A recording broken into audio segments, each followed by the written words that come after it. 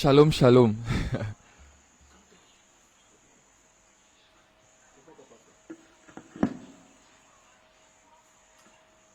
Si ça passe, me dis.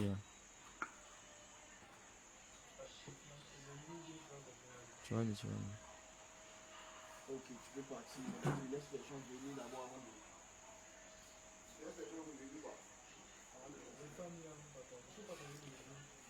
Shalom, shalom. Si vous êtes là, pardonnez, faites-moi signe.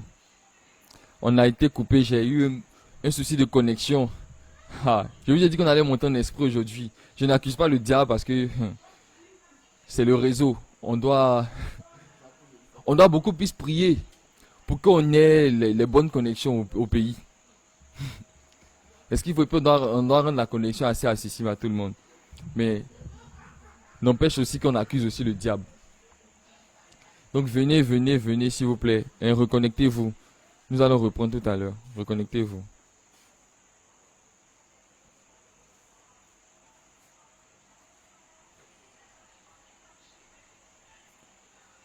Reconnectez-vous, reconnectez-vous, s'il vous plaît. Allez-y, appelez vos amis.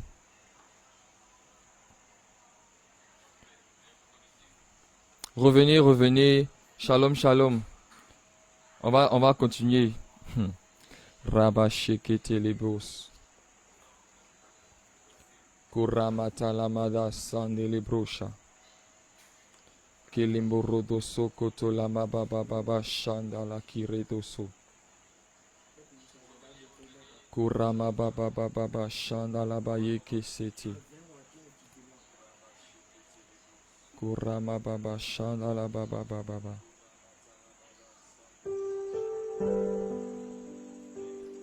Kulaba chandele bébé bébé. C'est moi qui ai mis la musique. Tu entends? Shalabrako soto lama baba baba shekete. Mosoto lama bakanda la raba shekete. Kusara baba baba shana la baye kete le broso koto. Mandala barayande le broso.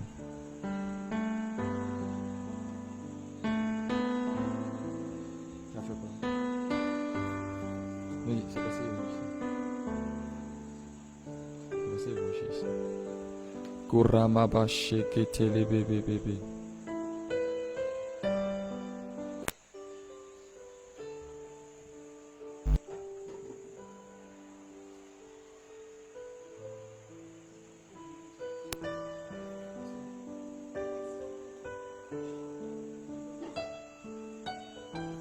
Kolama shanta la barabe sokoto la yandi.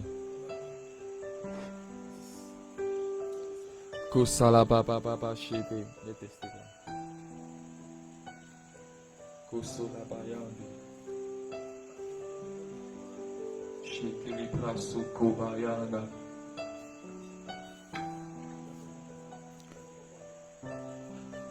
Kosoto la mababa baba shete le broso koto liandali. Kosorama baba baba chandeli bosso.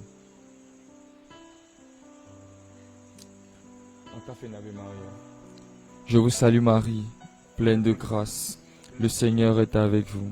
Vous êtes bénie en toutes les femmes, et Jésus, le fruit de vos entrailles, est béni.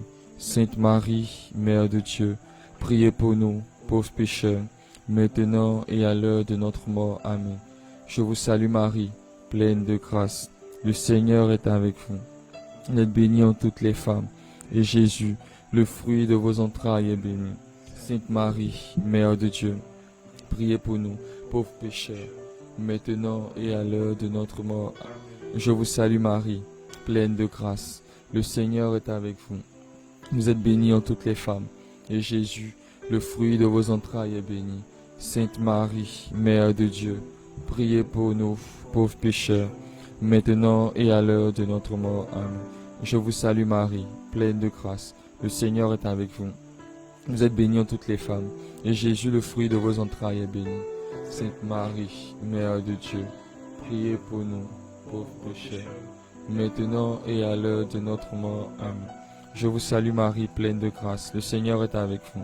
Vous êtes bénie en toutes les femmes et Jésus, le fruit de vos entrailles, est béni. Sainte Marie, Mère de Dieu, priez pour nous pauvres pécheurs, maintenant et à l'heure de notre mort. Amen. Je vous salue Marie, pleine de grâce, le Seigneur est avec vous. Vous êtes bénie en toutes les femmes et Jésus, le fruit de vos entrailles, est béni. Sainte Marie, Mère de Dieu, priez pour nous pauvres pécheurs, maintenant et à l'heure de notre mort. Amen. Je vous salue Marie, pleine de grâce, le Seigneur est avec vous. Vous êtes bénie en toutes les femmes et Jésus, le fruit de vos entrailles, est béni. Sainte Marie, Mère de Dieu, priez pour nous pauvres pécheurs, maintenant et à l'heure de notre mort. Amen. Je vous salue Marie, pleine de grâce, le Seigneur est avec vous. Vous êtes bénie en toutes les femmes et Jésus, le fruit de vos entrailles, est béni. Sainte Marie, Mère de Dieu, priez pour nous Pauvres pauvres pécheurs, pécheurs, maintenant. et à l'heure de notre mort. Amen. Gloire au Père et au Fils et au Saint-Esprit, Comme il était au commencement, maintenant et toujours, dans les siècles des siècles. Amen. Amen. Shalom, shalom. Bienvenue encore. J'espère que vous êtes là et on va juste continuer. Désolé pour le souci. C'était un souci de connexion. C'est un souci de connexion, indépendamment de notre volonté. Nous prions que le Saint-Esprit nous aide à continuer. Que les anges de la technique, de la connexion, qui sont à Orange là-bas, qui sont à Move, qui sont à MTN, peu importe le réseau, que les anges puissent sécuriser le réseau pour que nous puissions terminer notre enseignement. Amen, amen. Donc on était en train de lire Acte 8, versets 26 à 40. On était en train de lire. Donc pour ne pas que vous soyez perdus, je rappelle rapidement. La foi, l'enjeu de la vie chrétienne, c'est de garder la foi. D'avoir la foi et de la garder jusqu'à la fin. Mais la foi vient de ce qu'on entend. Et ce qu'on entend vient de la parole de Christ. Et entendre, c'est comprendre, c'est assimiler, c'est prendre avec soi. Donc j'ai dit que si on ne comprend pas la parole de Dieu, on ne pourra pas tirer la vie qu'il y a dedans. Parce que justement, ces paroles sont esprit et donnent la vie. Et j'ai dit que cette vérité-là impliquait deux choses. La première chose, c'est que dans les Écritures, il y a un sens caché. Il y a un sens caché. Et Dieu a voulu cacher justement ce sens-là. Il a voulu cacher ce qui fait que on peut tirer, comment on appelle ça, la vie de Dieu là-dedans. Ce qu'on peut faire, comme si des nutriments étaient cachés dans les aliments en fait. Donc la parole de Dieu est la nourriture spirituelle, mais dans cette nourriture, on doit tirer la vie dont nous avons besoin. Et voilà, et cette vie-là est contenue dans cette parole-là. Donc le processus qu'on va faire pour comprendre la parole, pour la déguster, pour la manger, pour la savourer, c'est le même processus que notre organisme fait pour transformer les aliments qu'on a en nutriments. Donc j'étais en train de donner la deuxième chose, ou bien la deuxième vérité que cela implique. Le fait que si on ne croit pas, si on n'assimile pas la parole de Dieu, on ne pourra pas recevoir la vie. J'étais en train de dire comme ça que en deuxième position, c'est que si on ne saisit pas le sens profond de la parole, on ne pourra pas avoir la foi qui nous permet de recevoir la vie de Dieu. Pour dire que c'est pas juste entendre et puis c'est fini. Non, c'est pas juste entendre parce qu'il faut quelque chose. Il faut quelque chose en plus. L'homme de Dieu peut-être peut venir te prêcher le message du Christ. Il peut venir te lire la parole, il peut venir te faire des choses, mais il y a quelque chose qui est derrière que tu dois comprendre. C'est pas juste ce que tu entends, c'est pas juste ce que tu lis là en fait qui est important. Il y a quelque chose qui est là-dedans, il y a quelque chose qui est derrière, qui est dedans que tu dois comprendre. Et c'est dans ce sens-là que j'ai dit, on n'a qu'à aller dans les Écritures, on va lire Acte 8, versets 26 à 40. Donc c'est dessus qu'on est, on va reprendre la lecture et puis je vais vous expliquer. Donc suivez bien. Acte 8, versets 26 à 40. L'ange du Seigneur s'adressa à Philippe et lui dit, pars et va-t'en à l'heure de midi sur la route qui descend de Jérusalem à Gaza. Elle est déserte. Il partit donc et s'y rendit. Justement, un Éthiopien, un eunuque, haut fonctionnaire de Candace, reine d'Éthiopie, et surintendant de tous ses trésors, qui était venu en pèlerinage à Jérusalem, s'en retournait, assis sur son char, en lisant le prophète Isaïe. Ok. L'Esprit dit à Philippe, avance et rattrape ce char. Mhm. Philippe y courut et il entendit que l'eunuque lisait le prophète Isaïe. Il lui demanda, comprends-tu donc ce que tu lis? Et comment le pourrais-je, dit-il, si personne ne me guide? Et il invita Philippe à monter et à s'asseoir près de lui. Le passage de l'écriture qu'il lisait était le suivant. Comme une brebis, il a été conduit à la boucherie, comme un agneau muet devant celui qui le tombe. Ainsi, il n'ouvre pas la bouche. Dans son abaissement, la justice lui a été déniée. Sa postérité, qui la racontera? Car sa vie est retranchée de la terre. S'adressant à Philippe, l'eunuque lui dit, je t'en prie, de qui le prophète dit-il cela? De lui-même ou de quelqu'un d'autre? Philippe prit alors la parole et, partant de ce texte de l'Écriture, Mhm. lui annonça la bonne nouvelle de Jésus. Ok. Chemin faisant, ils arrivèrent à un point d'eau. Et l'eunuque dit, voici de l'eau. Qu'est-ce qui empêche que je sois baptisé? Et il fit arrêter le char. Ils descendirent tous deux dans l'eau, Philippe avec l'eunuque, et il le baptisa.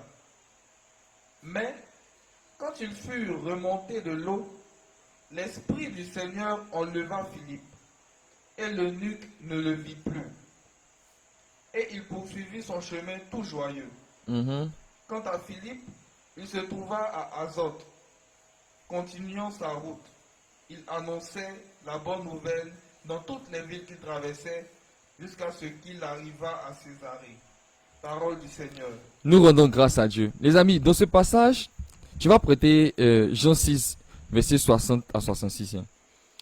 Dans le passage que nous venons de lire, on raconte la conversion d'un Éthiopien, qui est le signe en fait de la parole de Dieu ou de l'évangile du Christ, de la bonne nouvelle du salut qui commence à être répandue dans toute l'extrémité de la terre.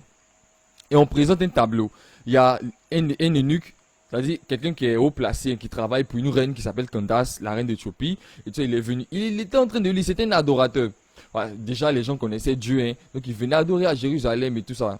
Donc, il repartait, et il était en train de lire les Écritures. Il était en train de lire les Écritures, mais il ne comprenait pas. Ce que je vais vous faire remarquer ici, c'est la question de Philippe à cet Éthiopien. Il a dit, ce que tu lis là, est-ce que tu comprends? Je vous ai dit, mon point, c'est que si on ne comprend pas les Écritures, on ne pourra pas avoir la foi. On ne pourra pas avoir la foi qui nous donne accès à la vie de Dieu qui est contenue dans les Écritures là. C'est ce que je suis en train de dire. Donc, suivez bien. Si il était en train de lire, c'est clair que s'il avançait, si l'Esprit de Dieu n'avait pas conduit Philippe auprès de cet Éthiopien là, pour lui expliquer les Écritures, il y a quelque chose qui est évident.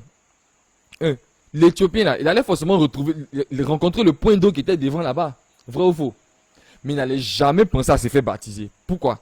Parce qu'il n'avait pas encore compris les Écritures. Il n'avait pas encore compris la bonne nouvelle. Il n'avait pas encore adhéré à la foi. Il lisait. C'est vrai qu'il était un adorateur de Dieu. Il venait offrir des sacrifices, mais il n'avait pas encore compris la bonne nouvelle de Christ. Il n'avait pas encore adhéré à cette bonne nouvelle de Christ là.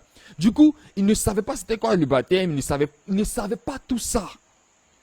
Parce que justement, il lisait, il ne comprenait pas. La preuve, il a posé la question. Mais il demande à Philippe. Ça là, le prophète parle de lui-même ou bien il parle de quelqu'un d'autre? Parce qu'il ne comprenait pas, les amis. Si l'Éthiopien n'avait pas compris là, il n'allait pas demander à Philippe, il dit mais voici un point d'eau, qu'est-ce qui m'empêche d'être baptisé là maintenant en fait? Il n'allait jamais demander, il n'allait jamais avoir ce désir, il n'allait jamais imaginer venir à la foi, adhérer à la cause du Christ comme ça. Il lisait, peut-être qu'il allait lire comme ça sans comprendre. Il allait lire sans comprendre. Donc, ma question ce soir c'est à travers ce passage, c'est quand toi tu lis, est-ce que tu comprends ce que tu lis? En d'autres termes, est-ce que tu assimiles ce que tu lis là? Est-ce que tu ajoutes foi à ça? Est-ce que tu comprends ce que tu lis? de cette écriture, quand tu lis ta Bible, quand tu ouvres ta Bible pour lire, est-ce que tu comprends? Quand on est en train de parler des choses de Dieu, est-ce que tu ouvres ton esprit pour comprendre? Est-ce que tu perçois dans ton entendement? Est-ce que tu fais une démarche pour comprendre ce que tu es en train de faire? Pour comprendre ce que tu es en train d'entendre? Pour comprendre ce que tu es en train de lire? Quelle est ton attitude vis-à-vis de ça en fait? Comment est-ce que tu fais? Comment est-ce que tu fais? Comment est-ce que tu te comportes vis-à-vis de ça? Parce qu'il ne s'agit pas de lire, il ne s'agit pas d'entendre, il ne s'agit pas de juste... Il faut comprendre, il faut comprendre. Ici, par la grâce de Dieu, l'eunuque, lui, il a eu quelqu'un, Philippe, qui était là par la grâce de l'Esprit de Dieu pour lui enseigner, pour lui expliquer les Écritures. Et c'est à partir de l'explication qu'il a compris, ça a été plus facile pour lui d'adhérer à la foi au Christ, de comprendre la bonne nouvelle et de la recevoir avec lui, de la garder dans son cœur. Et puis de dire à Philippe, mais voici de l'eau. Qu'est-ce qui m'empêche que je sois baptisé? Baptise-moi en même temps sur le champ, chape en même temps. Comme ça, moi, je vais recevoir la vie de Dieu. Parce que je suis sûr que, en expliquant le passage, en donnant la bonne nouvelle de Christ à travers ce passage-là, je suis sûr que Philippe a terminé par, si tu crois que tu es baptisé, tu seras sauvé. Tu auras la vie éternelle. Je suis sûr que Philippe a terminé comme ça. Parce que c'est l'objectif qui est là. De la prédication de Philippe. C'est l'objectif d'une prédication même en général qui est là. On prêche pour que les gens donnent leur vie à Dieu, pour que les gens reconnaissent que Dieu est le souverain créateur, pour que les gens acceptent Jésus comme l'unique Seigneur et le sauveur personnel. Pour que ces personnes-là reçoivent la vie de Dieu pleinement en elles, en parlant de ces personnes.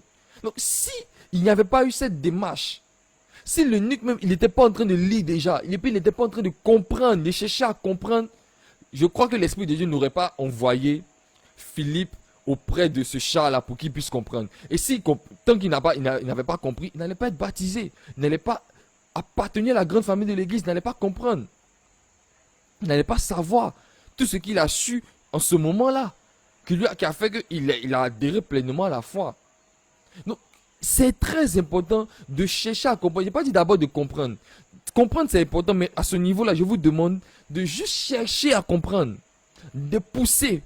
On va lire Jean 6, verset 60 à 66. Vous allez voir que même avec les disciples de Jésus, il y a eu problème sur cette affaire de comprendre là. Il y a eu problème sur ça. On va lire, vous allez voir. Jean chapitre 6, verset 60 à 66. Après l'avoir entendu, beaucoup de ses disciples dirent, « Elle est dure, cette parole. Qui peut l'écouter ?» Mais, sachant en lui-même que ses disciples murmuraient à ce propos, Jésus leur dit, « Cela vous scandalise? Et quand vous verrez le Fils de l'homme monter là où il était auparavant, c'est l'Esprit qui vivifie. La chair ne sert de rien. Les paroles que je vous ai dites sont esprit et elles sont vie. Mais il en est parmi vous qui ne croient pas. » Jésus savait en effet dès le commencement qui étaient ceux qui ne croyaient pas et qui était celui qui le livrerait.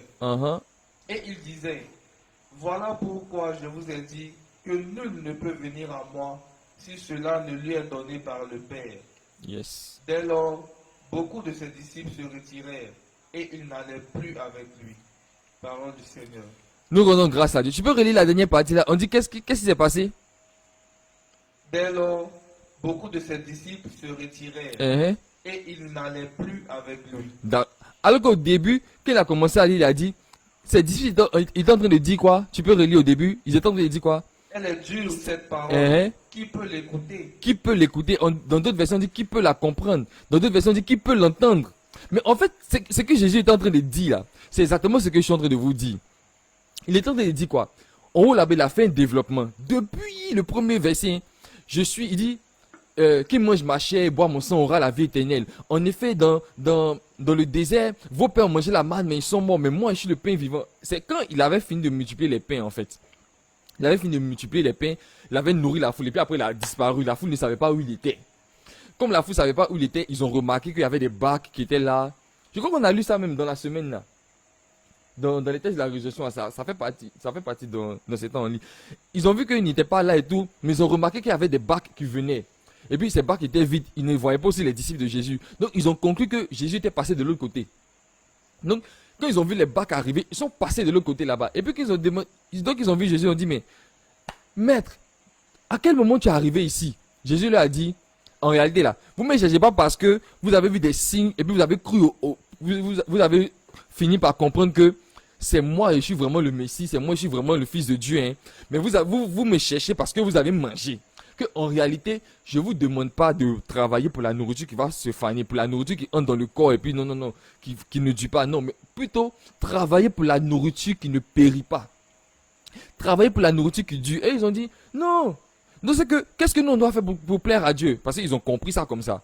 Mais si tu travailles pour la nourriture qui dure, ça veut dire qu'en fait, que tu es en train de faire ce que Dieu veut. Tu es en train de faire ce que, en fait, Dieu te demande de faire. C'est justement la question qu'ils ont posée. Si vous lisez dans d'autres versions, vous allez mieux comprendre. Donc, il a demandé ça. Et puis, il a dit quoi? Il a dit quoi déjà? Il a dit, en fait, si ce que vous devez faire, vous devez plutôt croire, en fait, au Fils de Dieu. Que moi, il a fait son développement, hein, je vous ai pas, allez lire. Il a fait son développement jusqu'à, et puis ils ont dit, mais donne-nous de ce pain-là. Qu'elle a dit, moi, je suis le pain de vie, et tout ça, que dans le désert là-bas, là. C'est pas Moïse qui a donné le pain à vos pères.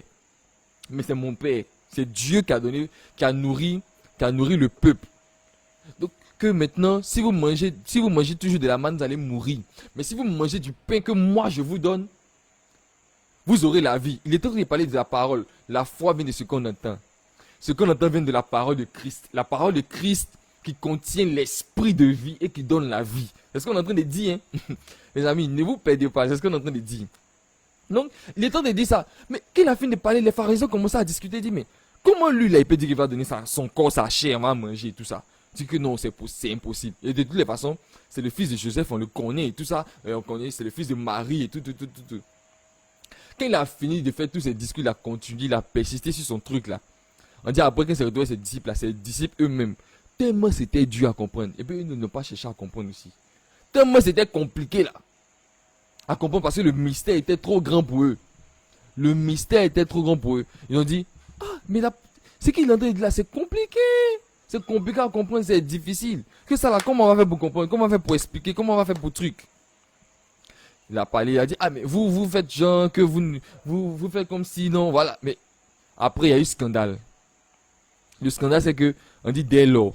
Parce que les gens n'ont pas cherché à comprendre. Ils ne comprenaient pas. Mais ils n'ont pas cherché à comprendre qu'est-ce qui s'est passé. Ils ont abandonné Christ là. Les amis, ils ont abandonné Christ.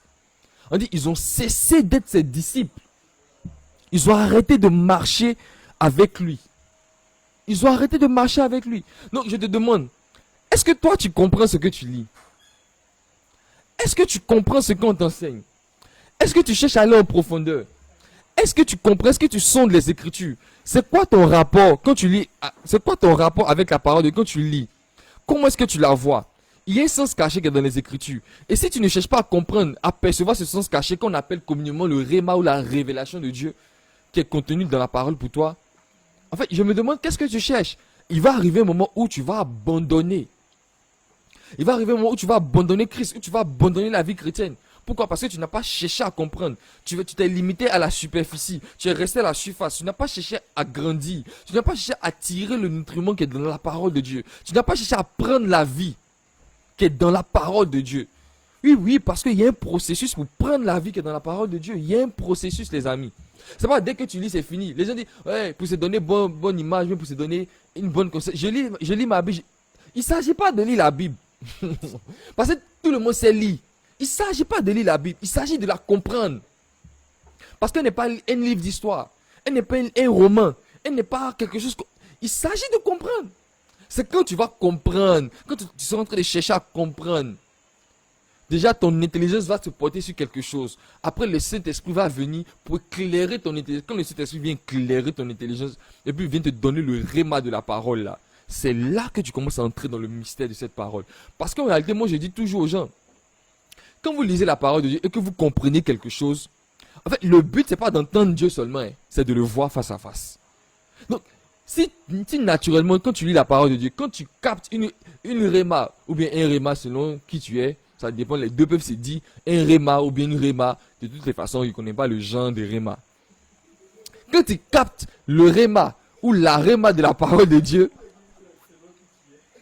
oui, c'est selon qui tu es. Parce que si tu es hébreu, tu sauras, tu sauras, bref. Quand tu vas capter le réma ou la réma qui est contenue dans la parole de Dieu, là, quand tu vas, ça veut dire que Christ n'est pas loin de toi. Ça veut dire qu'il s'est révélé à toi. La preuve, c'est vrai qu'aujourd'hui, on a la technique où je peux être chez moi ici, et puis je suis en train de parler, toi, tu vas m'entendre. Mais quelque part, en m'entendant, c'est comme si un peu tu es comme si, c'est comme si tu es là avec moi. Tu m'entends, tu es déjà là. C'est-à-dire que tu as la capacité de me voir en même temps.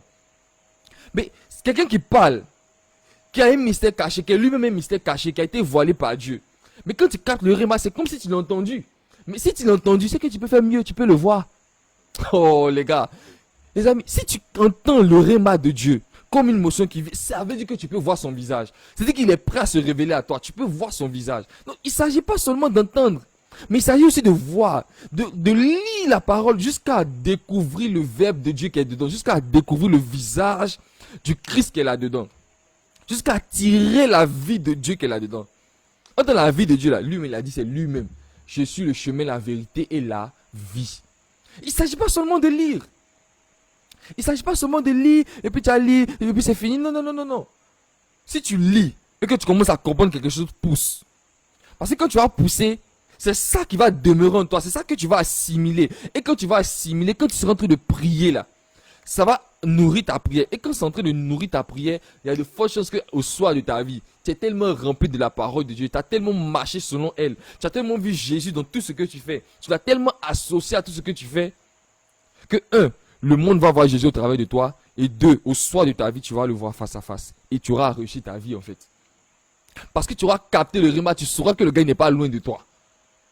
Et quand il n'est pas loin de toi, tu peux le voir, tu peux le toucher, tu peux découvrir quelque chose. C'est pourquoi le berger Jean Marchal disait la dernière fois que c'est par la parole qu'on peut avoir la puissance. Parce que si tu entends Dieu te parler, lui qui fait les miracles à côté de toi, tu peux t'appuyer sur ce qu'il dit, tu peux t'appuyer sur lui pour faire les miracles. Mais s'il n'y a pas la parole, si tu ne la comprends pas, comment tu t'appuies sur elle pour faire les miracles? Comment tu t'appuies sur elle pour convaincre les cœurs les plus incrédules? Comment tu fais?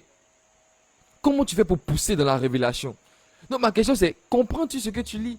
Est-ce que tu vas faire comme les disciples de Jésus? Parce qu'ils ne comprenaient pas, ils ont abandonné. Ils n'ont même pas fait effort. C'est-à-dire qu'ils n'ont même pas forcé un peu. Ça veut dire que ce qui les intéressait là, c'était pas forcément de vraiment rentrer dans le mystère du Christ. Mais est-ce que toi tu n'es pas comme eux? C'est la question qu'ils me posent. Toi-même, il faut répondre. Quand tu vas à la messe, ou bien quand tu vas au culte, parce que je ne sais pas s'il y a des évangéliques qui nous suivent. Si tu vas au culte, ou bien tu vas à la messe, ou bien même quand tu lis toi seul, personnellement, les Écritures, c'est quoi ton attitude? Quand tu ne comprends pas quelque chose, tu fais quoi? Pour l'eunuque, lui, il a demandé à Philippe, il a eu la grâce, il a demandé. Mais je crois que toi, tu as une grâce plus grande que Philippe, que l'eunuque éthiopien. Tu es entouré d'hommes de Dieu, tout ça, mais jamais tu ne poses de questions pour comprendre la parole. Jamais. La Bible est là, c'est toi. À savoir même si tu lis même. À savoir même si tu lis. Je crois que le berger Jean Marchal nous a déjà exhorté à il faut lire, il faut se remplir de la parole de Dieu. Mais moi, je vais plus loin. Je vais te dire, est-ce que toi, tu comprends ce que tu lis? Comprends-tu ce que tu lis? Comprends-tu? Parce que si tu ne comprends pas, ça veut dire que c'est pas en toi. C'est clair. Parce que comprendre, c'est prendre avec soi, c'est assimiler, on l'a vu. Et c'est de ça que vient la foi. C'est quand tu auras assimilé, que tu vas dire, waouh, c'est extraordinaire, que tu vas mieux comprendre la parole. Quand tu vas mieux comprendre la parole, tu es en train de mieux connaître Jésus. Quand tu connais mieux Jésus, c'est dire que tu es en train de recevoir sa vie. Et quand tu reçois sa vie is walking through you. C'est-à-dire que ça rentre en toi. Et tu es capable de dire à quelqu'un, demain ta situation va changer, et puis ça change. Pourquoi? Parce que tu sais sur quoi tu t'appuies. Parce qu'il y a la vie de Dieu qui est en toi. Parce que tu as dégusté, tu as savouré la parole. Tu as pris le temps de déguster, tu es rentré en profondeur, tu as dégusté, tu as mangé, tu as pris toutes les vitamines qui étaient dans la parole de Dieu. Tu n'as rien laissé, tu n'as même pas laissé une miette. Mais et toi, comprends-tu ce que tu lis? Comprends-tu ce que tu lis? C'est la question que je te pose. Si tu veux répondre, il faut répondre. Comprends-tu ce que tu lis? Est-ce que tu cherches à comprendre même ce que tu lis? Est-ce que tu cherches à comprendre ce que tu lis? Est-ce que tu cherches à comprendre ce que tu lis? C'est la question c'est la seule question que j'ai à te poser ce soir. Quand tu lis là, c'est quoi ton rapport? Est-ce que tu comprends? Est-ce que tu comprends ce que tu lis? C'est une grande question. Parce qu'il ne s'agit pas de lire. Je dis, ce soir, je vais vous emmener à être des chrétiens responsables, des chrétiens authentiques qui prennent les moyens qui sont à leur disposition pour arriver à là où ils doivent arriver avec Christ. Je pense qu'il y a Éphésiens, je ne sais plus c'est quel verset.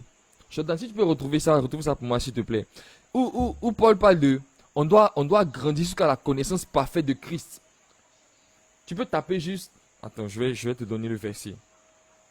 Vous allez voir que c'est important. Je vais vous donner des passages.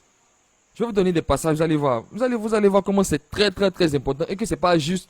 Je ne suis pas juste en train de vous dire, méditez la parole de Dieu. Non, non, non. C'est quelque chose de plus fort que je suis en train de vous dire.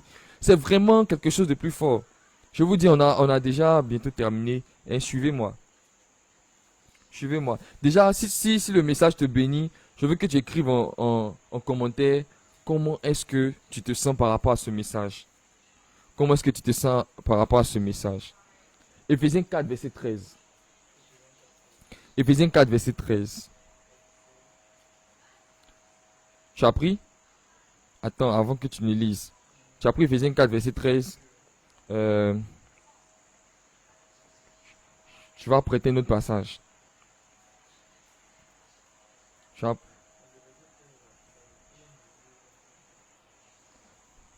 Ouais, tu essaies de voir à partir d'où il...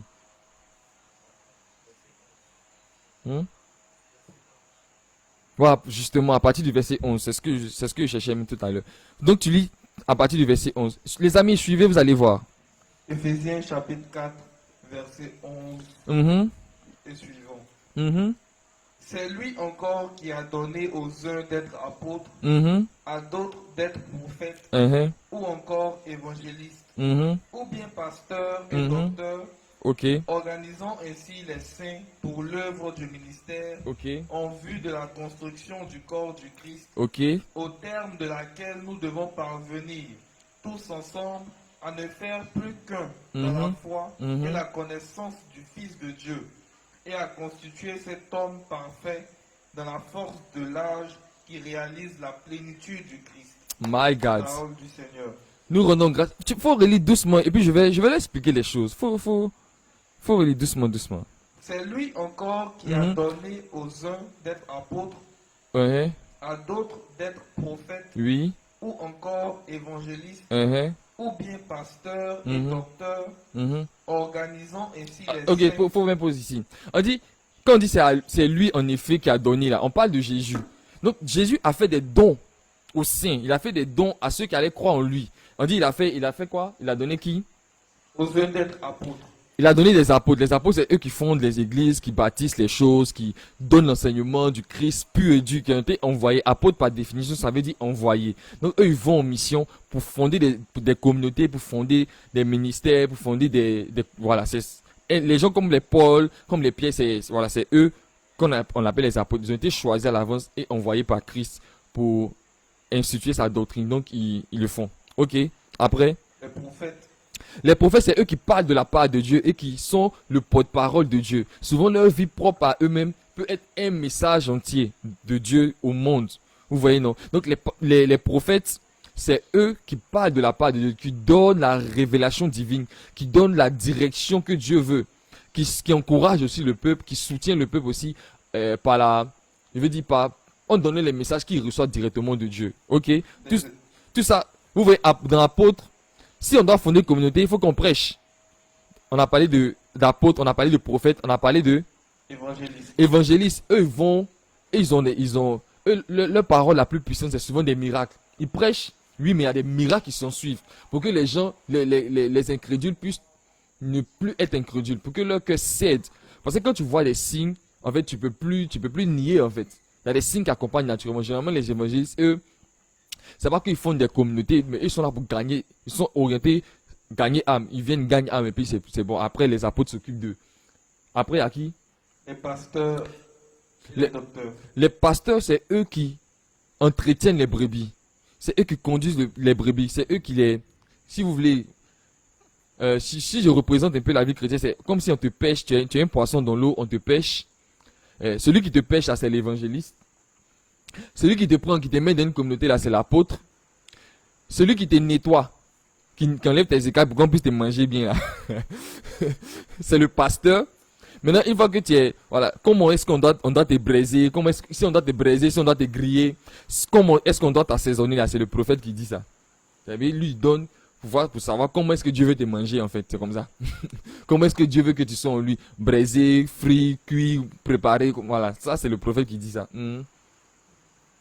Et puis, les docteurs, c'est eux qui enseignent. Voilà, c'est là mon point. En fait, je veux dire, si le Seigneur donne il fait tous ses dons à l'église, ça veut dire que c'est pas simple. On dit, il a donné ça pour la construction des saints, pour qu'on puisse construire l'édifice qui nous a donné de construire, pour qu'on arrive à un stade. Mais il donne des docteurs. Les docteurs, c'est eux qui comprennent pleinement, ou bien qui comprennent en profondeur le mystère du Christ, le mystère de la doctrine du Christ, qui vont en profondeur des choses et qui arrivent à l'expliquer aisément, qui arrivent à donner les enseignements qu'il faut au peuple de Dieu, afin que ce peuple de Dieu-là soit affermi, soit édifié et ne puisse pas être ballotté par toutes sortes de vents. Donc, ils donnent la doctrine pure du Christ. Et c'est leur charisme qui est là. C'est comme si quelque part, Dieu leur donne, avec leur raison, avec leur intelligence, de sonder les choses. Comme on dit, les perfections de notre Dieu invisible sont visibles dans sa création. On ne connaît pas forcément Dieu, on l'a pas vu. Mais en regardant les choses, en observant, en réfléchissant sur les choses qui nous entourent, on peut arriver à comprendre qui Dieu est. Eux, ils ont reçu cette grâce d'aller en profondeur. Donc Dieu nous les donne. Mais pour nous perfectionner, ça veut dire qu'il y a un volet de garder la foi qu'elle a dedans. Il y a un volet de comprendre, il y a un volet de s'entretenir qu'elle a dedans. Il y a un volet de comment on va faire pour se maintenir. Il ne s'agit pas de juste venir pour dire je suis à l'église. Non, il faut se maintenir aussi. Et ça, c'est pas le Saint-Esprit qui tombe sur toi pour faire. C'est toi-même en tant que chrétien qui prend la décision de te maintenir à chaque fois. Et il dit quoi? Il a donné tous ces ministères-là. Pourquoi? Organisons ainsi les saints. Pour organiser les saints. C'est-à-dire pour nous organiser, oui. Pour l'œuvre du ministère. Pour l'œuvre du ministère. En oui. vue de la construction du corps du Christ. Oui, c'est ce que je disais. Au terme de laquelle nous devons parvenir tous ensemble à ne faire plus qu'un dans la foi et la connaissance du Fils de Dieu. Il dit à ne faire plus qu'un dans la foi. C'est-à-dire tous ceux-là, quand ils vont faire bien le travail, l'effet que ça va produire, c'est que la construction de Christ sera stable. Donc l'église de Dieu sera bien stable, sera bien assise, sera bien posée. Et si l'église de Dieu est bien posée là, c'est-à-dire que les membres de l'église là vont arriver à grandir jusqu'à ressembler comme Christ. J'ai mis pour aussi quoi? Déjà, rappelle-moi s'il te plaît. À ne faire plus qu'un dans la foi et la connaissance. Pour qu'on fasse un dans la foi. Ça veut dire qu'il n'y a pas plusieurs foi. Ça veut dire qu'on doit être unanime sur la même foi que nous professons. Donc aujourd'hui, les débats qu'on est en train de faire, si mon mari ici, pourquoi ça c'est faux, ça c'est vrai et tout ça là. Les amis, faisons très attention. Notre premier ennemi, c'est pas l'église de l'autre, c'est le diable. Il ne veut pas qu'on parvienne à l'unité de la foi. C'est notre plus grand combat ici. On dit, il a donné des prophètes, des gens et tout. Si vous voyez les prophètes sérieux, les hommes de Dieu puissants et sérieux, ils ne vont jamais critiquer l'église de l'autre. Parce qu'ils savent qu'on doit parvenir à l'unité de la foi. Si eux font bien le travail, qu'ils ont été vraiment appelés par Christ, vous allez voir, il y a des sujets qu'ils ne vont pas prononcer parce qu'ils savent que c'est deep. Ils savent que c'est profond. Ils savent qu'on ne peut pas tout comprendre. Ils savent que soi-même on ne peut pas tout comprendre. Si quelqu'un d'autre a compris quelque chose et qu'il se sert de son enseignement, tant mieux. C'est pour parvenir à l'unité de la foi. Parce que si nous tous, on croit au même Jésus et qu'on croit les mêmes choses là, les amis, le monde sera en feu. Le monde sera tellement en feu que les incrédules ne pourront plus résister. Satan n'aura plus sa place ici. Il n'aura plus sa place dans le cœur de quelqu'un. Il n'aura plus. Parce que ce sera Christ qui va habiter dans les familles. Christ va habiter dans les maisons. Christ va habiter dans les communautés. Christ va habiter dans les quartiers, dans les pays. Parce qu'on sera parvenu à l'unité de la foi.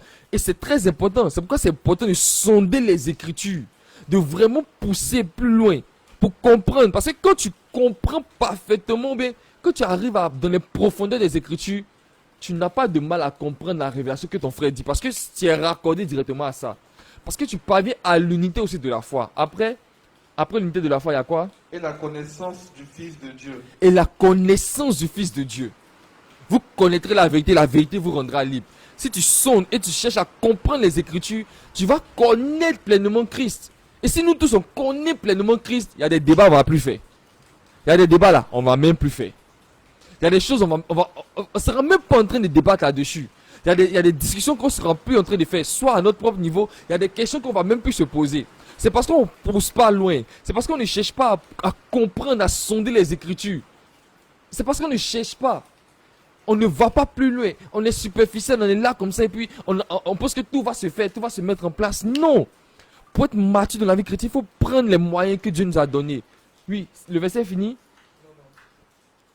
Oui. Et à constituer cet homme parfait dans la force de l'âge Voilà. qui réalise la plénitude du Christ. Bien sûr, c'est ce qu'il dit. Pour dire, je résume, ou bien je paraphrase en simplifiant, pour vous dire que si on fait ça et on cherche à comprendre, parce que tous ces ministères-là, Dieu nous a donné ça, prophètes, apôtres, évangélistes, pour que nous soyons perfectionnés dans la foi. Pour que nous arrivions à être parfaitement comme Christ. On est un dans la foi, on connaît Christ et on lui ressemble parfaitement. Parce qu'on aura sondé les Écritures, on l'aura découvert au travers des Écritures. On va pas se contenter juste de l'entendre, mais on va se contenter de le voir dans les Écritures. Les amis, il y a une période de ma vie où, et ça continue jusqu'à aujourd'hui, hein, où à un moment, quand je commençais à lire les Écritures, c'est comme si, je me retrouvais dans le texte, je me retrouvais dans l'histoire, et je voyais Jésus en train de bouger. Je le voyais, les amis. En fait, je ne sais pas comment faire pour vous expliquer. C'était quelque chose, ça devenait tellement vivant. Et chaque fois que je tombais sur ces paroles, c'est comme si j'entendais vraiment sa voix en train de me dire, en train de me parler, en train de m'enseigner. Après, ça se prolongeait dans les songes, dans des visions, dans ce genre de choses. Pourquoi? Parce que je restais dans les Écritures, je cherchais à comprendre. Au moins, je refuse simplement de lire et puis c'est fini. Même quand j'entends une révélation où c'est versé partout, là, il dit, oh, c'est qu'il y a plus à connaître. C'est qu'il y a plus à comprendre. Parce que si tout le monde comprend ça, c'est qu'il y a plus. C'est qu'on doit pousser encore plus loin. On pousse plus loin. On pousse plus loin. On pousse plus loin. Et ça, c'est mon challenge de chaque jour. Je vous dis, c'est qu'il y a compris aujourd'hui là. Est-ce qu'il ne peut pas comprendre encore plus? Est-ce qu'il n'y a pas quelque chose d'autre derrière? Est-ce que Jésus n'a pas voulu dire autre chose? Est-ce que, voilà. Et puis je pousse. Je demande au Saint-Esprit de m'aider à pousser. Pour que j'arrive à comprendre et à sonder profondément le mystère de Christ. Pour que je sois capable de le connaître. Et quand je le connais comme ça, je peux facilement le communiquer aux autres. Donc si je le connais, je peux recevoir sa vie en moi et je peux le communiquer aux autres. Est-ce que vous comprenez? Le verset est fini, non? Voilà. Donc, c'est l'enjeu qui est là. Est-ce que tu comprends ce que tu lis? Est-ce que tu cherches à comprendre ce que tu lis? Est-ce que tu cherches à comprendre ce que tu lis? J'ai envie de m'arrêter ici. Parce que dans la suite de mon message, je vous donne un peu des petites astuces. Des choses que vous pouvez faire pour comprendre ce que vous lisez. Pour comprendre ce que vous lisez. Laissez-moi regarder. Il est 21h30, les amis. Hein? Quoi? Ça fait 2h30 que nous parlons. Je fais quoi? J'arrête, on fait partie 2 ou bien... Parce que là, on a consommé dans le temps. Normalement, le temps est fini. Le temps est fini. Je suis censé arrêter. Qu'est-ce que je fais? En tout cas, mon exhortation était portée sur ça. Je vous dis, cherchez à comprendre. Cherchez à comprendre ce que vous lisez, les amis. Cherchez à comprendre. Il y a tous les moyens qui sont disponibles aujourd'hui pour qu'on puisse comprendre la parole de Dieu. Pour ne pas qu'on soit lésé en termes de révélation. Il y a tellement de choses aujourd'hui. Il y a tellement de moyens. Le moyen le plus direct, c'est ton église. L'église, ton pasteur, l'homme de Dieu que Dieu a mis auprès de toi. L'évangéliste, le prophète, l'apôtre, le docteur. Ton accompagnateur spirituel, celui qui t'a envoyé dans la foi et tout. Ton père spirituel, appelle-le comme tu veux, ton mentor spirituel et tout. Les hommes de Dieu, les aînés dans la foi. Ce sont des personnes qui sont là, à qui Dieu a donné le mystère de la révélation. Ils peuvent décortiquer la parole, ils peuvent t'enseigner. Si tu ne comprends pas quelque chose, tu peux demander. Je crois que le berger Jean Massat a déjà dit de lire les Écritures pour que tu puisses comprendre, oui. Tu vas comprendre, oui. Mais si tu vas aller en profondeur, il y a d'autres choses qu'il faut faire. Il y a des attitudes qu'il faut avoir. Il y a des choses. Et c'est ces choses-là qui sont à la suite de mon message. Mais il est déjà l'heure. On a déjà dépassé le timing prévu pour la montagne de la transfiguration. Comment? Je peux énumérer. Est-ce que je peux continuer ou bien en fait... Dites-moi, je veux voir des commentaires. Dites-moi en commentaire ce que vous souhaitez.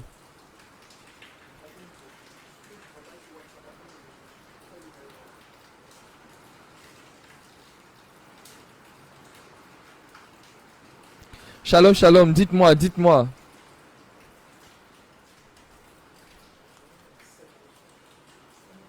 Shalom, shalom.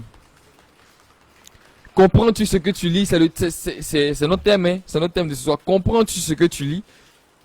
Est-ce que tu cherches à comprendre ce que tu lis? Alors, je veux que tu sois révolté aujourd'hui. Il y a des secrets qui sont dans la Bible. Et c'est même la vision de notre groupe. Il dit, je ne vous appelle plus, pardon, prends Jean 15, verset 15, s'il te plaît. S'il te plaît, faut prendre Jean 15, verset 15. On va lire, vous allez voir. Jean 15, verset 15.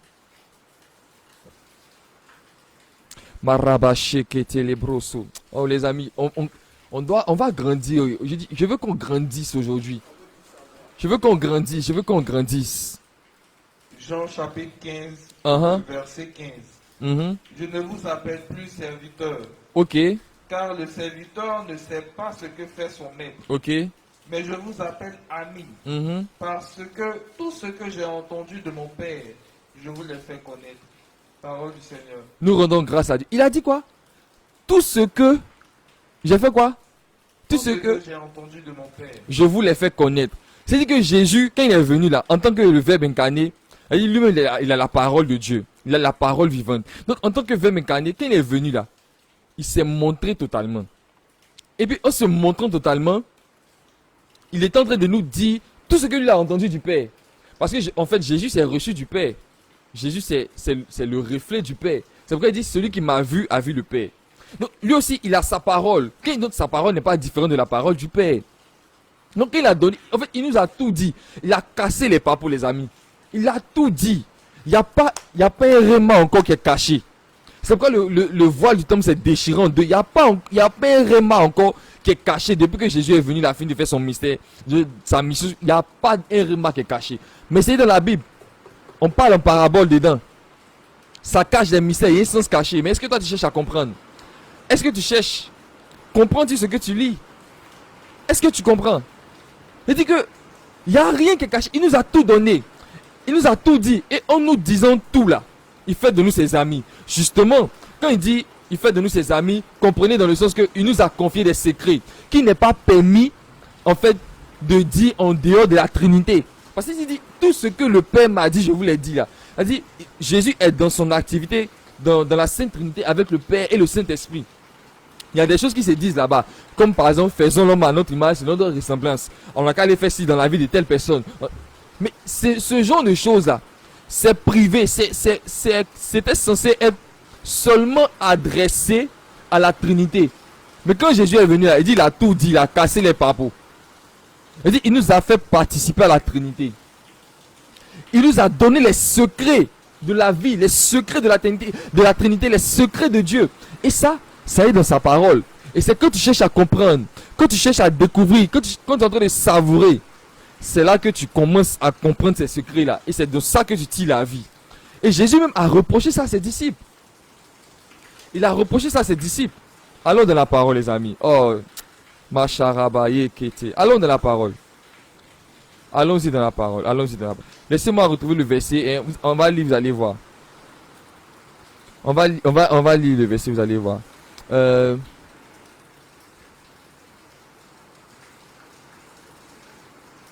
On va lire. Je crois que c'est dans entre Luc et Marc.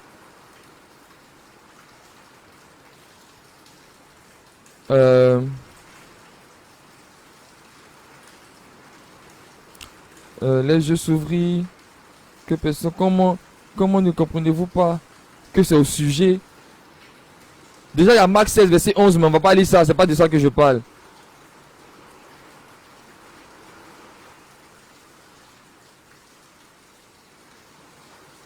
Luc 8 verset 18.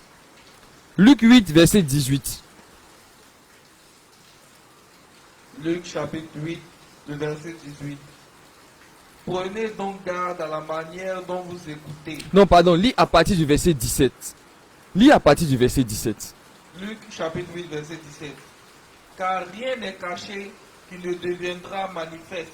Rien non plus n'est secret qui ne doivent être connus et venir plutôt au grand jour. Ok. Prenez donc garde à la manière dont vous écoutez, car celui qui a, on lui donnera, Mhm. et celui qui n'a pas, même ce qu'il croit avoir, lui sera enlevé. Parole. du Seigneur. Les amis, cette parole est très puissante, elle est très forte. Je veux l'utiliser encore pour insister sur ce que je suis en train de dire. Il dit, rien, car il n'est rien de caché. Il n'y a pas quelque chose qui est caché qui ne doivent être découvert. C'est-à-dire, en fait, tu as l'assurance là que tout ce qui est comme sens caché dans la parole de Dieu là, tu peux le découvrir et que c'est à ta portée. C'est ce qu'il est en train de dire. Que il n'y a pas quelque chose qui est caché qui ne peut pas être découvert. Il n'y a pas. Mais si c'est la Bible, peut-être que vous ne comprenez pas comme ça, mais cette parole, mais ce passage, ce texte que nous venons de lire là, son contexte c'est quoi? C'est que ça, c'est après la parabole du semeur, où on dit, le semeur est sorti pour semer, il a jeté. Oui, justement, Jésus est en train de parler pour mettre en garde ses disciples, pour dire, faites attention à la manière dont vous recevez la parole, parce qu'il y a différents types de terre, il y a différents types de cœur. La façon dont tu vas accueillir la parole, là, c'est comme ça va porter du fruit en toi. Je pense que ça, le berger Jean Marchal a insisté là-dessus déjà. Donc, c'est la conclusion de tout ça là, qu'il est en train de dire maintenant. Donc, il dit, il n'y a pas quelque chose qui est caché, qui ne peut pas être découvert. Hein? Que rien, il n'y a pas quelque chose qui est secret, qui ne sera pas connu, qui ne sera pas mis au grand jour. Donc, tout sera décortiqué. Donc Jésus a déjà dit, il nous a déjà tout donné, il nous a déjà tout dit, tout ce qu'il a appris de son Père. Et puis il termine en disant, prenez donc garde. Il y a donc qui est là les amis. Donc là, c'est là pour dire que c'est la conclusion de tout ce qu'il a dit au fond là-bas. Prenez donc tout ce qu'il a dit là, c'est pour vous dire quelque chose. Ce que je veux vous dire c'est quoi? Fais attention à la manière dont tu écoutes. Et puis il termine pour dire, à celui qui en a, on donnera, mais à celui qui n'en a pas, on enlèvera même ce qu'il... Quand tu lis, en fait, tu dis, mais c'est quoi le lien? Mais en fait, ici, Jésus ne parle pas de possession matérielle. Il ne parle pas de possession physique. Parce qu'en réalité, il n'y a pas de lien entre les deux. Mais c'est la conclusion de la parabole du semeur qui parle de la parole de Dieu, de comment on reçoit la parole, de notre attitude vis-à-vis de la parole. En fait, ce qu'il est en train de dire ici, c'est que celui qui cherche à comprendre là, le Saint-Esprit lui donnera de comprendre davantage. Mais celui qui pense qu'il a déjà tout compris, ou bien qui ne cherche pas à comprendre, même le peu qu'il pense comprendre là, il va plus comprendre, et puis c'est fini. C'est ce qu'il est en train de dire, les amis. C'est pourquoi il dit, à celui qui en a, on donnera encore. Mais celui qui n'a pas, même le peu qu'il pense avoir là, on va lui enlever ça. C'est-à-dire, même le peu qu'il croit avoir, on va lui enlever. Il est en train de dire que, si toi tu vas tu prends ta Bible et tu vas méditer, ou bien tu cherches à comprendre la parole de Dieu, parce que tu cherches à sonder les Écritures, tu cherches à comprendre, tu cherches à tirer la vie qui est là-dedans, parce qu'en réalité tu es en train de manger la parole de Dieu là. Le Saint-Esprit vient et puis t'explique les Écritures, il t'introduit dans toute la vérité. Il te fait entrer pleinement dans le mystère du Christ. Du coup, tu comprends davantage et tu comprends mieux l'œuvre du Christ. Tu comprends mieux ce qu'il a fait. Tu comprends mieux pourquoi il a fait ci. Tu comprends mieux pourquoi il a fait ça. Tu comprends mieux comment est-ce qu'il a agi dans la vie de telle personne. Tu comprends mieux pourquoi les choses se passent comme ça aujourd'hui. Et tu comprends mieux comment on peut trouver la solution à ces différentes choses-là. C'est dans la parole et c'est dans le sens caché de ce qu'il a dit. Et plus tu cherches à comprendre, plus il te révèle. Mais quand tu ne cherches pas à comprendre, et que pour toi c'est comme ça, tu as lu, puis c'est fini. En fait, même ce que tu penses comprendre là, même ce que tu penses avoir compris là, tu ne comprends plus rien. Parce qu'il t'enlève ça. Il t'enlève ça carrément. C'est ce qu'il est en train de dire ici. Donc c'est très important de chercher à comprendre en profondeur. Comprends-tu ce que tu lis? Comprends-tu ce que tu lis? Comprends-tu ce que tu lis? Est-ce que tu cherches à comprendre ce que tu lis? Ce que tu lis dans la Bible, est-ce que tu cherches à comprendre? Est-ce que tu cherches à comprendre? Est-ce que ça te plaît de chercher à comprendre? Est-ce que tu es motivé? Est-ce que tu es zélé pour comprendre? Est-ce que tu sais ce que c'est déjà? Est-ce que tu sais ce qui est derrière? Tu connais les effets les effets que ça peut produire sur ta vie? Oh, si tu savais, tu chercherais à comprendre. L'eunuque, lui, il a cherché à comprendre. Ce que ça produit en lui, ça produit en lui la foi. La foi a provoqué quoi? Son baptême. Son baptême a provoqué quoi? Il est entré dans la vie. Il a reçu la vie de Dieu. On vit pour donner la vie. Mais toi, est-ce que tu cherches à comprendre? Comprends-tu ce que tu lis? Dépassons les standards où on dit, j'ai médité. Qu'est-ce que tu as retenu de la parole? Il a compris que Jésus a dit, et puis tu es en train de réexpliquer l'histoire que tu viens de lire. Ça là, non, dépassons ça. Progressons les amis. arrivons à être comme Christ. Grandissons en connaissance. Cherchons à connaître en profondeur. Maintenant, comment on va faire? Qu'est-ce que tu peux faire pour comprendre en profondeur la parole de Dieu? Bon, vous m'avez demandé de continuer. Moi, j'ai pas envie de continuer. J'ai pas envie de continuer. Laissez-moi prendre l'avis de quelqu'un, de mon responsable. Lorsque je prêche, laissez prendre mon avis.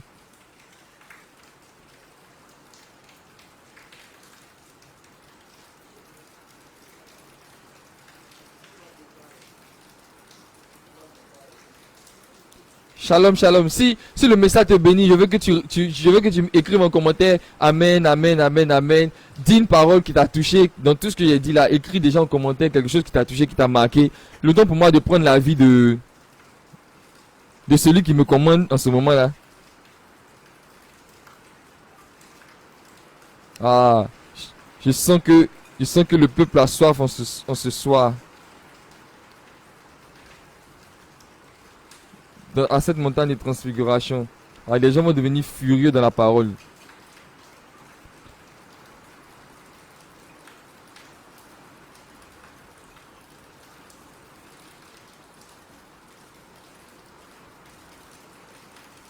Écris en commentaire, écris en commentaire.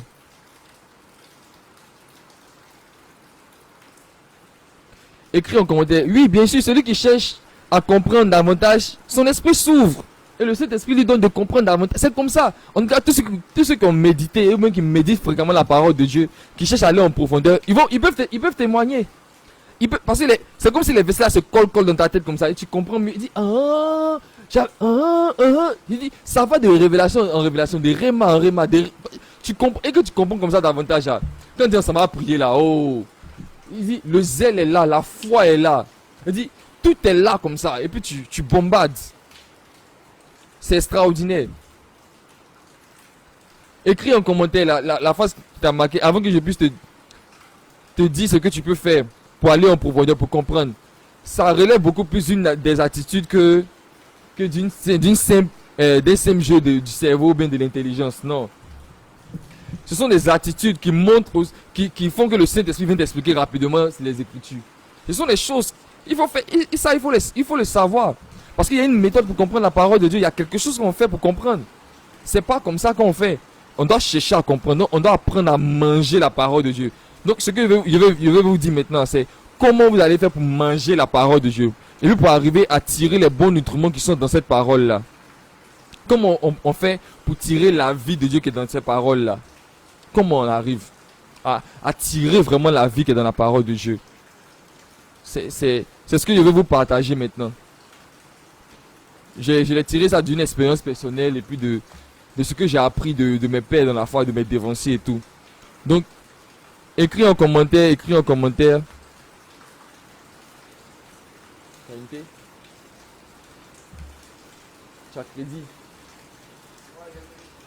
Faut appeler Jean-Marcel, peux lui demander qu'est-ce que je fais. Bien prince.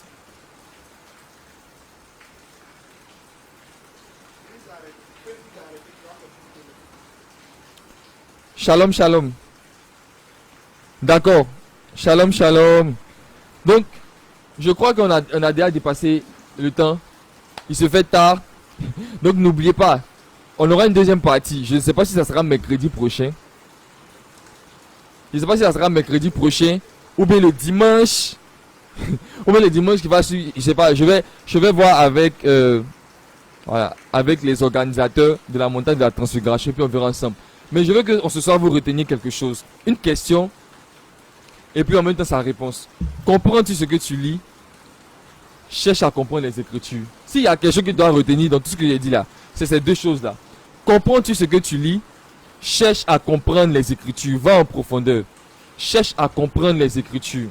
La prochaine fois que j'aurai mon temps d'antenne à la montagne de la transfiguration, je vais vous apprendre comment faire pour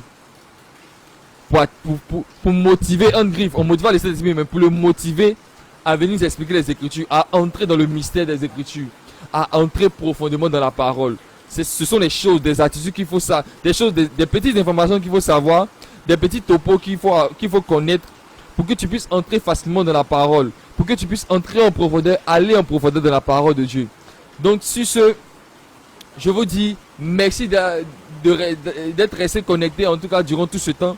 J'espère que cet enseignement, ce message t'a fait du bien. C'était plus dans le sens d'une exhortation, en même temps formation, que plus dans un but de prédication et tout. Donc je prie que le Seigneur te bénisse. Je prie que comme Philippe, non, comme l'eunuque éthiopien, chaque fois que tu chercheras à comprendre les Écritures, à sonder les Écritures, je prie que soit un ange, soit l'Esprit de Dieu lui-même, ou bien que Dieu suscite quelqu'un qui vienne à tes côtés pour que tu puisses comprendre profondément la parole, pour que cette personne puisse t'expliquer la parole, pour que toi-même ton intelligence s'ouvre au mystère de la parole de Dieu, aux mystères qui sont contenus dans la parole de Dieu. Que Dieu te bénisse de là où tu es. Je veux que tu fasses juste une prière d'action de grâce de là où tu te trouves. Une prière qui va booster ta foi. Je veux que tu dises au Saint-Esprit, j'ai soif de toi, Saint-Esprit. J'ai soif de comprendre les Saintes Écritures. J'ai soif d'entrer en profondeur dans ce que tu veux me dire. J'ai soif de toi, Saint-Esprit. Je veux que pendant que ce cantique passe, que tu pries le Seigneur, que tu demandes au Saint-Esprit de t'aider à comprendre les Écritures, de t'aider à sonder les Écritures, d'ouvrir ton cœur, de te donner ce désir et cette soif des Écritures pour que tu puisses aller en profondeur, pour que tu puisses tirer la vie, pour que tu apprennes à manger les Écritures, à digérer les Écritures. Prie avec moi au travers de ce cantique, prie avec moi au travers de ce cantique. Cet esprit, nous avons soif de toi. Les charababaka sandé les bébés. Konta la baba chente les broso kotura baba. Meshala baba komaraba sekete. Meshala baba sokoto la mayande shekete les babayande. Dieu, cet esprit que tu as soif de lui, qu'il inonde ton cœur, qu'il te remplisse. Qu'il te remplisse. Mets ta main sur ton cœur, mets ta main sur ton cœur. Mets ta main sur ton cœur. Et prie le Saint-Esprit, désire le Saint-Esprit au travers de ce cantique. J'ai besoin de toi. Peu importe ta position, je veux que tu pries s'il te plaît, que tu demandes au Saint-Esprit de combler ta soif, de te remplir. Machalabayande, Korababa, Chetele, bébé, Sokoramayande. Comme une terre aride sans eau. Meshaya Baba Konte. Mon cœur a besoin de toi. Saint-Esprit, comme une biche altérée. Nous avons soif de connaître les Écritures. Nous avons soif de découvrir Christ à travers les Écritures. Nous avons soif de consommer la nourriture spirituelle solide pour notre âme. Rebobo chande, les bobos sokoto la mayande. Comme une terre aride sans eau. Machala baba. Mon cœur a besoin de toi. Mon esprit a besoin de toi. Rebobo shalababa yande ke salababa. J'ai soif de toi, Saint-Esprit. Lebo shalababa yande les bébés. Korama baba chene les bébés sokorama yande. Mais salaba yande bro sharababa sande qui était les bébés. Kosola mayande shalababa baba. Prie au Seigneur, prie le Saint-Esprit. Demande-lui de venir te rejoindre durant cette nuit. Durant cette nuit, je vois plusieurs personnes qui vont déjà prendre leur Bible pour commencer à chercher en profondeur. Je vois plusieurs personnes qui vont le faire. Qui vont se dire ce soir, cette nuit, il ne faut pas que je dorme. Il faut que je prenne la parole, que je cherche à comprendre. Que je cherche à comprendre. Il y a une parole que je cherche à comprendre depuis longtemps, je n'arrive pas à comprendre. Je vois des personnes qui vont le faire, qui vont aller en profondeur de la parole. Votre esprit s'ouvre, votre esprit s'ouvre. Le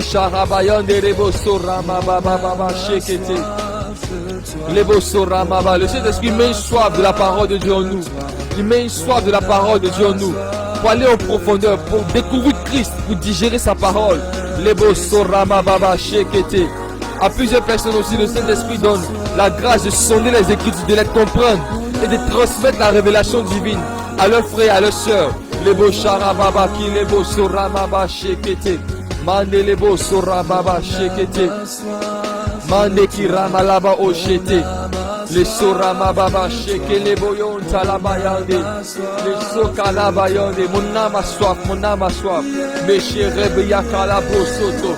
Mes chalababa, j'ai soif de toi, Saint-Esprit. Mes charabayande les beko talabaro de chata. Les saraba. Sois toi-même mon enseignant, Saint-Esprit. Obo charaba. Philippe a enseigné le nu.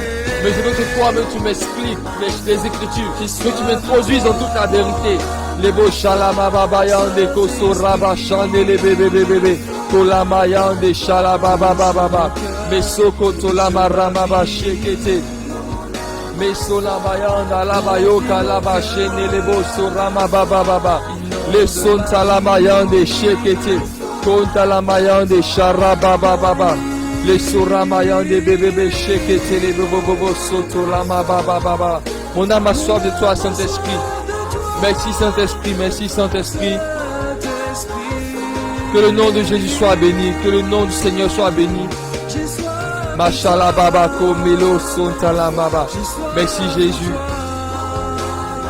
Merci Jésus, merci Saint-Esprit. Merci de nous remplir, merci de nous visiter. Merci Saint-Esprit pour la soif que tu mets en nos cœurs. Merci Saint-Esprit. Merci Saint-Esprit. Merci Saint-Esprit. Au nom de Jésus-Christ de Nazareth, nous avons prié. Amen, amen, amen. Que le Seigneur nous bénisse. Que le Seigneur nous remplisse de sa vie. Que le Seigneur nous communique sa vie au travers de sa parole. Que nous puissions tirer notre nourriture spirituelle. Que nous puissions vraiment nous nourrir de la parole de Dieu. Et puis n'oublions pas, cherchons à comprendre les Écritures. Cherchons à comprendre les Écritures. Que Dieu nous bénisse. Et rendez-vous à la prochaine fois. J'espère qu'on aura le temps de pouvoir aborder la deuxième partie. Que le Seigneur vous bénisse. Si vous avez des témoignages, si vous avez des partages, si vous avez des questions même, n'hésitez pas à nous écrire sur la page, à poser vos questions. Ou bien à regarder, il y a nos contacts sur les différentes pages, à nous écrire. Si vous voulez aussi nous rejoindre, si vous voulez nous rejoindre dans la mission que nous faisons, n'hésitez pas à nous écrire aussi. Si vous voulez nous rejoindre, écrivez-nous, laissez votre témoignage, laissez vos partages. Si vous voulez parler à quelqu'un, nous sommes disponibles, nos contacts sont là, écrivez-nous. Nous allons prendre beaucoup de plaisir à échanger avec vous, à partager avec vous. Que le Seigneur nous bénisse. Passez une excellente soirée. Et que l'ange de la révélation divine, que l'esprit de révélation vous anime durant toute cette nuit et durant toute votre vie, afin que vous puissiez grandir jusqu'à atteindre la stature parfaite de Christ. Au nom de Jésus-Christ de Nazareth, nous avons prié. Amen. Quelqu'un dit Amen, Amen, Amen, Amen, Amen, Amen. Nous avons prié au nom du Père, du Fils et du Saint-Esprit. Amen, Amen, Amen, Amen.